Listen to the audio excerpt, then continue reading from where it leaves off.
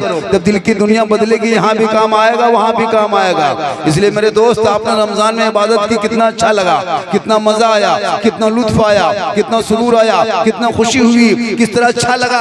आपने नमाज छोड़ दी है, अब आपको बेचैनी महसूस हो रही है। आपने इबादत छोड़ दिया है, आपको पागलपन की तरह एहसास हो रहा है। आप जब तक नमाज पढ़ते रहे, रमजान का वो मौसम था, कोई तरावी के लिए जा रहा था, कोई तिलावत कुरान कर रहा था, कोई नाते नबी सुन रहा था, कोई सुरमा लगा रहा था, कोई इतर लगा रहा था, कोई पाक साफ के होने हो रहा था, कोई कुरान मुकद्दस की तिलावत कर रहा था। इतने घर में बरकतें बढ़ गई थी कि हर मुसलमान गरीब की झोपड़ियों में फल फ्रूट का इंतजाम होता था।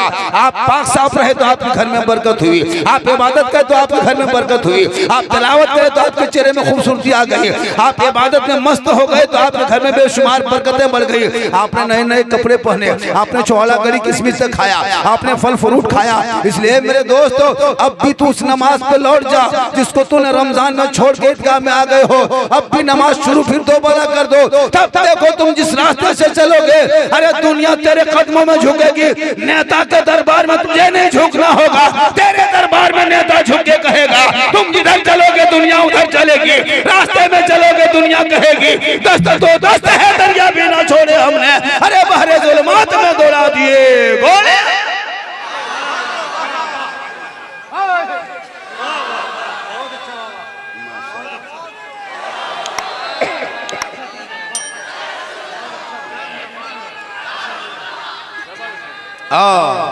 माशाअल्लाह, बस नारा लगाइए, नारा लगाइए।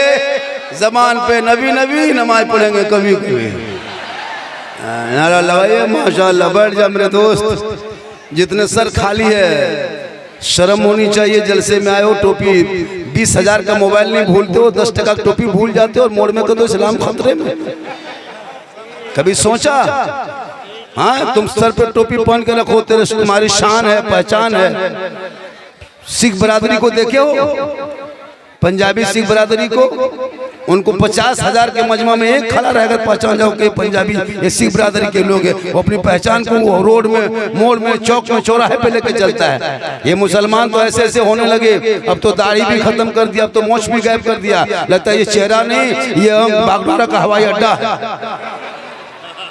अच्छा, माहौल बना कर रखो, माहौल बनाओ, जलसा थोड़ी देर गुफ्तगू हो जाएगी। क्योंकि आपने उर्स मुफ्ती आजम बंगाल में तशरीफ लाए हो, वलियों के दरबार में जाओ तो दिल को संभाल लेना।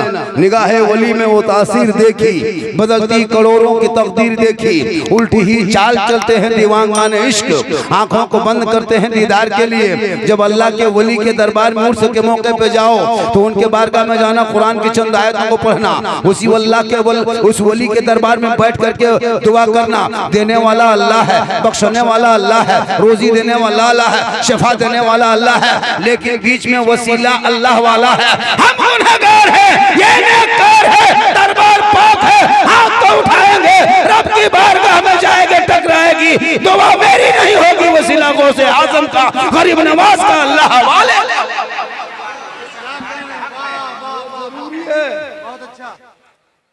ये मुसलमान, ये नमाजी है, रमजान के नमाजी लोग।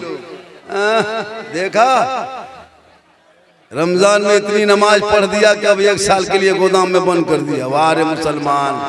अब मौलाना लोग को जिम्मा दिया, हजरत 1 महीना हम लोग मस्जिद को खिंचाहिन किया, अब आप लोग संभालिए मस्जिद। 1 महीना मस्जिद को तबाह करने वाले मुसलमान, कितने मस्जिद का नल तोड़ तक दिया ये लोग। यही लोग है, ये लोग है ना, ये मौसमी नमाजी नल तोड़ के भागा है, पंखा जला के भागा है, मुसल्ला फाड़ दिया, ईद खत्म, जीद खत्म। ये मुसलमान जो रमजान में 29 दिन ठीक से हुआ नहीं, आज दोपहर में इमाम के कमरे में घुस के पूछ रहा, हजरत चांद की क्या खबर, चांद की खबर बताइए इमाम साहब। दोपहर में सूरज चमक रहा है, कोई इमाम बता सकता है? इमाम ने उल्टा पूछ लिया, क्या बात है बेटा, बहुत नमाज की तैयारी? हाँ हजरत, गुजरात में थे, सूरत में थे, बम्बई दिल्ली में थे, बस ईद की नमाज के लिए मोहल्ले में आ गए, बाल बच्चों के साथ नमाज पढ़ेंगे, कपड़ा उपड़ा सब ले लिए हजरत, तमाम चीज की तैयारी कर ली, छोड़ा गड़ी किस्में लच्छा सेवे सब ले आए, बस अब नमाज की तैयारी में लग गए हैं। इमाम ने उल्टा पूछ दिया कि ईद की नियत याद है? बस फट से कहा, गजब, यही चीज की कमी है, वरना सब कुछ तैयार है।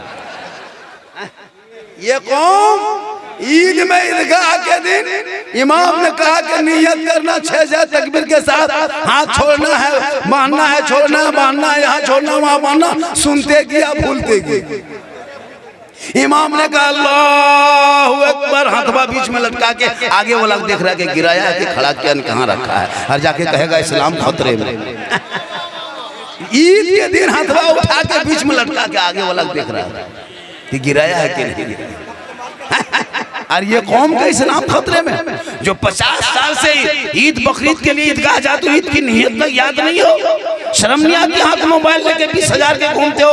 अरे उसी मोबाइल में अगर आपने अपनी जिंदगी में मदरसा नहीं देखा, मस्जिद नहीं घुसा, उर्दू अरबी नहीं पढ़े, तो अब भी मोबाइल में सर्च करना, सोने के टाइम में खाना उना खा लेना, वजू कर लेना, और माथा के बगल में वही मोबाइल को रखना, तहियात बोलना, उसने बोलेगा, तुम सुनते जाना, पीछे पीछे पढ़ते जाना।